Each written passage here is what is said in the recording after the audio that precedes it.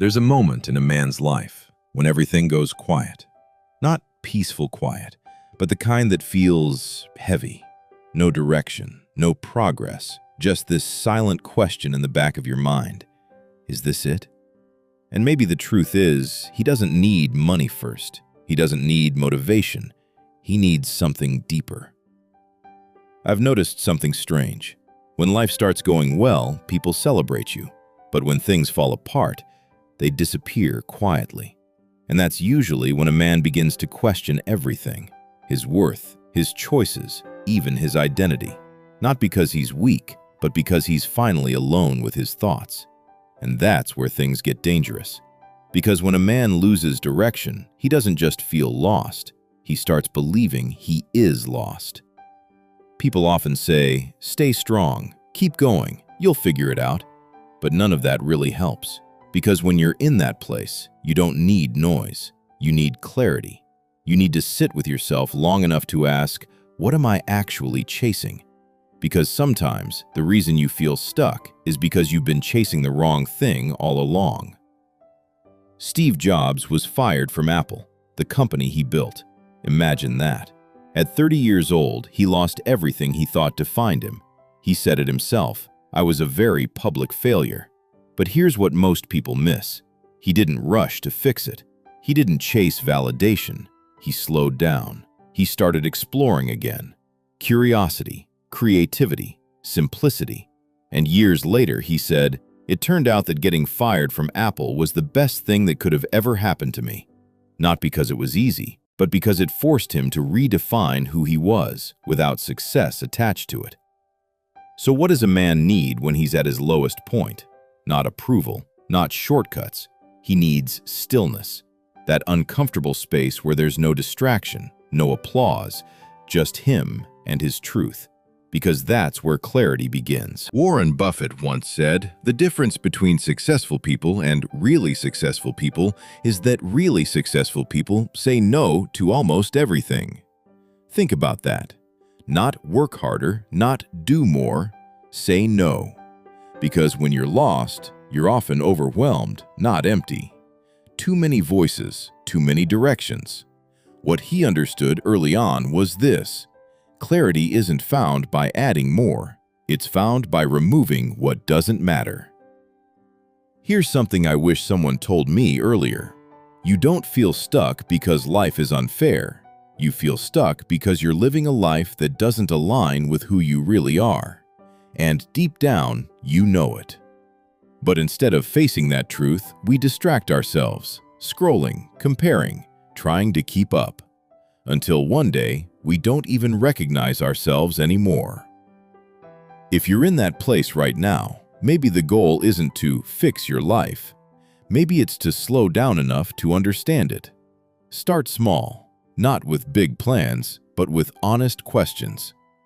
What actually matters to me now? What am I tired of pretending to care about? If no one was watching, what would I choose?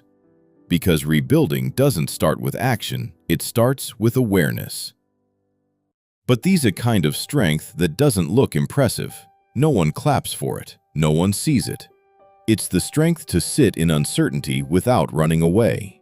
To be alone without feeling empty. To start again without needing anyone to believe in you. And maybe that's what a man really needs when everything falls apart. Not success, not recognition, but the courage to face himself honestly. There's something else that happens when a man hits that lowest point, and nobody really talks about it. It's not just failure, it's not just confusion. It's the realization that no one is coming to save you. At first, that thought feels heavy, almost unfair. You look around and wonder, why does it seem like everyone else has it figured out? But if you look closer, most people are just better at hiding it. They're just moving faster so they don't have to face themselves. And maybe that's the difference. Some people run, others stop. I remember a time when everything felt unclear. Not dramatic, not a complete collapse, just stuck. Like I was moving but going nowhere. And the more I tried to fix it, the worse it felt. Until one day, I stopped. No more trying to be productive. No more trying to impress anyone. Just silence. And at first, it was uncomfortable. Because without distractions, you start hearing things. Doubts, regrets, questions you've been avoiding. But then, something shifts. Not all at once, just a quiet kind of awareness. Maybe I've been chasing the wrong things. What success doesn't show you.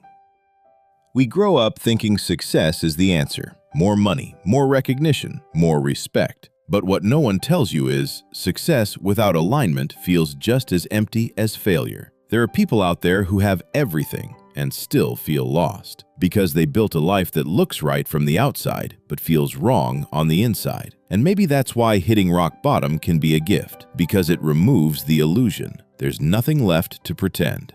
At some point, you stop asking, how do I fix my life? And you start asking, who am I really? Not the version you show people, not the version shaped by expectations, but the quiet version that only shows up when no one's watching. And that's where things begin to change. Not because you suddenly have answers, but because you're finally asking the right questions. Most people think change has to be dramatic, a big decision, a bold move. But in reality, it's usually something much smaller. You start saying no to things that drain you. You stop forcing conversations that don't feel real. You spend more time alone, not because you have to, but because you choose to. And slowly, your life starts to feel lighter. Not easier, just more honest. Maybe the problem isn't that men are lost. Maybe it's that we've been given the wrong definition of what it means to be found. We're told, be strong, be successful, be respected. But no one tells you, be honest, be present, be real. Because real strength isn't about having everything figured out. It's about being okay with not having all the answers yet. When things start to make sense again.